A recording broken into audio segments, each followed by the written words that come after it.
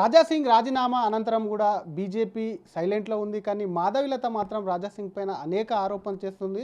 ఆమె చేసినటువంటి రాజాసింగ్ పైన కామెంట్స్ ఇప్పుడు బీజేపీలో చర్చనీయాంశంగా మారాయి. పార్టీలో మాధవిలతకు సంబంధించి ఇప్పటికే కొంతమంది నేతలు ఆమె మాటల పట్ల కూడా పెద్ద ఎత్తున తీవ్రంగా కూడా ఖండిస్తున్నటువంటి సిచ్యువేషన్ ఉంది. ఇదే విషయానికి సంబంధించి మనతో మాట్లాడడానికి మాజీ జిల్లా అధ్యక్షులు ఒకసారి పాండు యాదవ్ ఉన్నారు. ఒకసారి ఆయనతో మాట్లాడించేటువంటి ప్రయత్నం చేద్దాం. సార్, మీ పార్టీకి సంబంధించి ఒక ఎమ్మెల్యే పార్టీకి సంబంధించి రాజీనామా ఆమోదంతో మరొక కంటెస్టెడ్ అభ్యర్థి ఎంపీ కంటెస్టెడ్ ఆయన మీద చాలా విమర్శలు చేసింది. ఆయనకు సంబంధించి కొంత ఆయనను కూడా తక్కువ చేస్తూ మాట్లాడింది. ఆమె విమర్శల్ని మీరు ఎలా చూస్తారు? ఇద్దరు మీ పార్టీ అనుకోవచ్చు, రాజాసింగ్ ఇప్పుడు పార్టీలో లేడు. ఈ నెల 12వ తేదీ నాడు గౌరవ రాష్ట్ర అధ్యక్షుడు శ్రీ ఎన్ రామచంద్రరావు గారు గోషామేల్ అసెంబ్లీకి వచ్చి ఆయన అభినందన సభలో కార్యకర్తలనంతా ఉద్దేశించి హైదరాబాదులో పార్టీ ఈరోజు ఈ స్థితి ఉందంటే హైదరాబాద్ పార్లమెంటుకు సంబంధించిన కార్యకర్తల కృషి అని చెప్పడం జరిగింది. ఈ కృషికి కారణం ఆనాటి పెద్దలందరూ, ఈనాడు ఉన్న కార్పొరేటర్లు, మాజీ కార్పొరేటర్లు, సీనియర్లు, కార్యకర్తలు అందరి తోడ్పాటు పరంగానే ఈరోజు పార్టీ ఈ స్థితిలో ఉన్నది. ఈ విషయం రామచంద్రరావు గారు చెప్పిన తర్వాత కార్యకర్తలు, పాత నాయకులు, కొత్త నాయకులు అందరూ కూడా కొంచెం విభేదంతో ఉన్న నాయకులందరూ కూడా ఏకమై పార్టీ కార్యకలాపాలలో చాలా చురుగ్గా పాల్గొంటున్నారు. ఈ తరుణంలో ఈ మాధవీలత గారు నేను హైదరాబాద్ పార్లమెంటుకు ఇన్ఛార్జినని, రాజాసింగ్ గారు కేవలం గోషామేల్కి ఇన్ఛార్జ్ అని, అసలు భారతీయ జనతా పార్టీలో ఇన్ఛార్జీలు ఉండనే ఉండరు. అయితే నేను 7 అసెంబ్లీలకు పెద్ద అని, నేను అదేవిధంగా గోషామేల్కు పోటీ చేయడానికి రెడీ ఉన్నా, జూబ్లీ హిల్స్ పోటీ చేయడానికి రెడీ ఉన్నా అని చెప్పడం జరిగింది. ఇక్కడ గోషామేల్ విషయం తీయంగానే ఆనాటి నుంచి కష్టపడుతున్న సీనియర్ నాయకులు, మాజీ కార్పొరేటర్లు అందరూ కూడా చాలా ఆశ్చర్యానికి గురైనారు అనమాట. మేము ఇంత కష్టపడితే మొన్న హైదరాబాద్ పార్లమెంట్ అప్పుడే మాకు చాలా నష్టం జరిగింది. ఆమె స్థానికురాలు కాదు, అప్పటికీ ఆమెకు మెంబర్షిప్ కూడా లేకుండే. అయినా పార్టీ నిర్ణయాన్ని శిరసావహించి పార్టీ ఏది చెప్తే ఆ పని కార్యకర్తలు చేసిన కారణంగానే అన్ని లక్షల ఓట్లు రావడం జరిగింది. అయినప్పటికీ కూడా ఆమె ఈ విధంగా చేసినప్పటికీ అందరూ కూడా చాలా బేజారయ్యి చాలా నిరాసక్తతతో ఉన్నారు. ఈ విషయాన్ని మళ్ళీ మేము అందరు కార్యకర్తల నుంచి సీనియర్ నాయకులను పిలిచి పార్టీ అవసరమైన సమయంలో ఏ అభ్యర్థిని కేటాయించినా మనం అందరం కలిసి పనిచేయాలి, భారతీయ జనతా పార్టీని గెలిపించాలని చెప్పడంతో తిరిగి అందరూ కూడా పార్టీకి పనిచేయడం జరుగుతుంది. హైదరాబాద్ పార్లమెంట్లో 6 అసెంబ్లీలు ఎంఐఎంవి కాగా 1 అసెంబ్లీ మాత్రమే బీజేపీది. కార్యకర్తలు, పాత కొత్త నాయకులందరూ కూడా ఈ బీజేపీని మనము ఈ గోషామేల్ ఎప్పటికీ ఇలాగే నిలుపుకోవాలని అందరూ మొన్న సంకల్పించి ఆ విధంగా పార్టీ కార్యక్రమాలు చేస్తూ వస్తున్నారు. ఇందులో భాగంగా కొత్తగా వచ్చిన వాళ్ళు ఫేస్బుక్లో వ్యూస్ చూసుకొని మురిచేవాళ్ళు, కేవలం యూట్యూబ్లలో మాట్లాడేవాళ్ళు, శ్లోకాలు చెప్పేవాళ్ళు, ఈ విధంగా తామే అభ్యర్థులమని చెప్పడం కార్యకర్తలను నిరుత్సాహపడుతుంది. కాబట్టి నేను పార్టీని కూడా అభ్యర్థించడం జరిగింది. ఇలాంటి వారికి ఎవరు కూడా అభ్యర్థిత్వం విషయంలో మాట్లాడవద్దు. ఇప్పుడే అవసరమైన సమయంలో పార్టీ ఎవరిని ఇస్తే వాళ్ళకు పనిచేయాలని కార్యకర్తలకు అందరం చెప్పడం జరిగింది. కానీ మీరేమో పార్టీ నిర్ణయానికి కట్టుబడి ఉంటామంటున్నారు. కానీ ఒక అడుగు ముందుకేసి గోషామేల్ ఎన్నికల్లో నేను పాల్గొంటాను, రాజాసింగ్ అసలు హిందుత్వవాదిన, ఉప ఎన్నికలు వస్తే నేనే నిలబడతానంటున్నా, అసలు ఆయనకు ఒక శ్లోకం రాదు, ఆయన ఎక్కడ హిందుత్వవాది అని చెప్పి ఆయన క్వశ్చన్ చేస్తుంది. ఇంకోవైపు ఎమ్మెల్యేగా అభ్యర్థి కూడా నేనే అంటూ కూడా చెప్పుకుంటుంది గోషామేల్కి. శ్లోకాలు చెప్పేవాళ్ళు గోషామేల్ నియోజకవర్గంలో కూడా ఉన్నారు, సేవ చేసేవారు ఉన్నారు. అదేవిధంగా ఎంతో తెలివైన వారు గోషామేల్లో కూడా చాలామంది ఉన్నారు. కేవలం శ్లోకాలు చెప్పడం, కేవలం హిందుత్వం గురించి మాట్లాడడం, కేవలం సనాతన ధర్మం గురించి మాట్లాడడం మాత్రమే రాజకీయము, ప్రజాసేవ కాదు.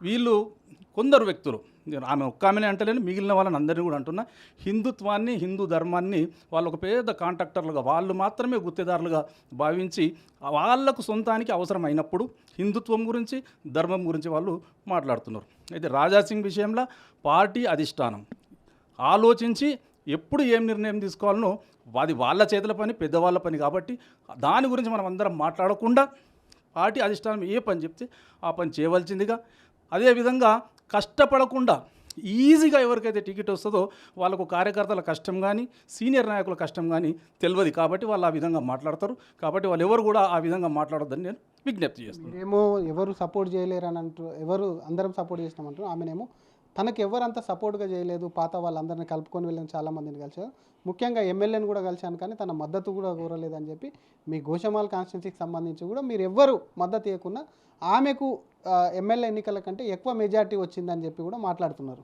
మీ సపోర్ట్ లేనిదే అన్ని ఓట్లు వచ్చినాయి అని చెప్పి మీరు అనుకుంటున్నారా? ప్రతి కార్యకర్త సపోర్టు ఉన్నది. సపోర్టు మాత్రం కాదు, పూర్తి స్థాయిలో మొత్తం దినమంత సమయాన్ని మర్చి కార్యకర్తలందరూ పనిచేసిన కారణంగానే 3,25,000 ఓట్లు ఆమెకు రావడం జరిగింది.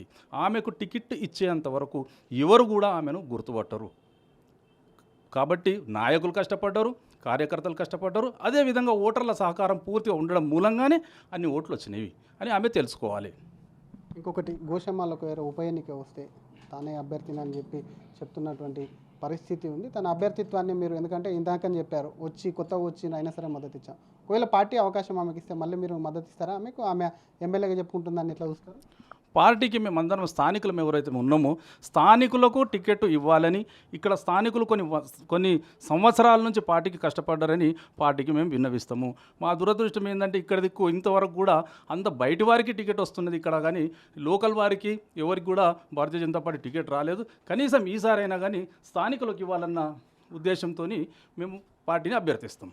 ఎందుకంటే ఇప్పుడు రైట్ పర్సన్ నేనే కరెక్ట్ హిందుత్వవాది, రాజాసింగ్ దేనికి కూడా పనికిరాడు, రాజాసింగ్కు కాదు అసలు ఆ కాన్స్టిట్యున్సీలో ఎవరు లేరు కాబట్టి నేనే రైట్ పర్సన్ అని చెప్పుకునే ఉద్దేశం కూడా కొంత కనిపించింది ఆమెకు సంబంధించి. ఓట్ల విషయం కానివ్వండి, మాటల విషయం కానివ్వండి, శ్లోకాల విషయం కానివ్వండి, వీటన్నిటిని చూస్తే మాత్రం డెఫినెట్గా ఒకవైపు పార్టీలో డ్యామేజ్ జరుగుతుంది అని అనుకోవచ్చా? పార్టీకి కానివ్వండి, ఇక్కడ ఉన్నటువంటి నేతలకు కానివ్వండి. పార్టీకి ఆమె వల్ల చాలా డ్యామేజ్ జరుగుతుంది. పచ్చ కామెర్లు ఉన్నోనికి ఊరంతా పచ్చగానే కనిపించినట్టు ఆమెకు మాత్రమే తెలుసు, మిగిలిన వాళ్ళందరికీ కూడా ఏమీ తెలియదని ఆమె అనుకుంటుంది. కాబట్టి ఇలాంటి వారిని ఇమ్మీడియట్లీ కట్టడి చేయాలి.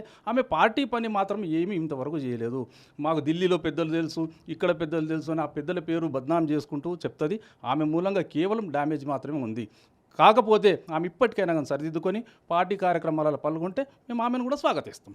ఇంకొకటి, ఆమె మీద కొంత మొన్న ట్రోల్ అయింది, తను హిందుత్వవాదిని అని చెప్పుకుంటుంది. గతంలో చూసాం ఇక్కడ మసీద్ పైన బాణం ఎక్కువ పెట్టింది, ముస్లింలు అనేకసార్లు వాళ్ళ మీద మాట్లాడాం, కానీ మొన్న దర్గాకి వెళ్ళింది ఏదైతే ఉందో అది కొత్త చర్చనీయాంశము. ఆమె మీద ట్రోల్స్ కూడా అయినాయి. ఆ అంశాన్ని ఎట్లా చూస్తారు? ఏ పూటకు ఆ మాట మాట్లాడే వాళ్ళని ఎప్పటికీ నమ్మొద్దు.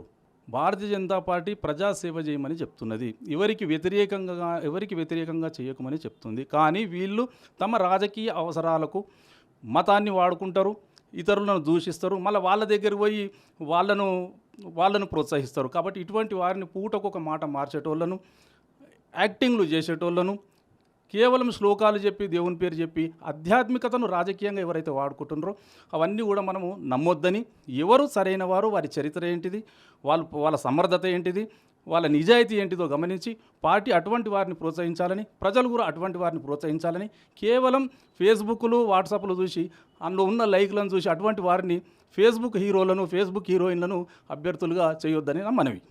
Thank you sir. ఇది ఒకవైపు మాధవిలత చేసినటువంటి కామెంట్స్ ఏవైతే ఉన్నాయో వాటిని పార్టీ పరిగణించాలి. పార్టీ ఒక నిర్ణయం తీసుకుంది, ఆ నిర్ణయానికి కూడా అందరం కట్టుబడి ఉన్నాం. కాబట్టి మాధవిలత చేసేటువంటి కామెంట్స్ ఏవైతే ఉన్నాయో కొత్త పార్టీలో అలజడి సృష్టించడమే కాకుండా తన హిందుత్వ భావాల మీద కేవలం శ్లోకాలు చెప్పి ఫేస్బుక్ సోషల్ మీడియా వరకే తను పరిమితమైంది. కాబట్టి అటువంటి వారిని వెంటనే కట్టడి చేయాలి. పార్టీ వెంటనే ఆయన మీద ఒక నిర్ణయం తీసుకోవడమే కాకుండా ప్రస్తుతం పార్టీ రాజాసింగ్ మీద తీసుకున్నటువంటి నిర్ణయం మీద అందరూ కూడా పార్టీకి లోబడే ఉండాలి, లోబడే మాట్లాడాలి. కాబట్టి చాలామంది పాత కొత్త అంటూ పార్టీలో భేదాలు లేకుండా పనిచేస్తున్నటువంటి ఈ సమయంలో ఇటువంటి వ్యాఖ్యలు కూడా పార్టీలో మరొకసారి గందరగోళాలను సృష్టిస్తాయి. కాబట్టి ఖచ్చితంగా కూడా మాధవిలత లాంటి వారిని కూడా కట్టడి చేయాల్సి ఉంటుంది. ఎందుకంటే ఆమెకు సంబంధించి 7 కాన్స్టిట్యున్సీలు గోషమాల్కి సంబంధించి ఒకటే, హైదరాబాద్ పార్లమెంట్కి సంబంధించి ఒక గోషమాల్ కాన్స్టిట్యున్సీ తప్ప మిగతా ఎంఐఎం ఉంది. కాబట్టి ఇది కాపాడుకోవాలని ఎప్పటికప్పుడు కూడా ఓట్లు గోషమాల్లో గత ఎమ్మెల్యేని గెలిపించుకుంటూ వస్తున్నాం. కాబట్టి ఆమె కేవలం ఆమె దాన్ని చూసే కాదు, తమ ఓట్లు వేయడం వల్ల కూడా ఎక్కువ మెజార్టీ వచ్చిందని చెప్తూనే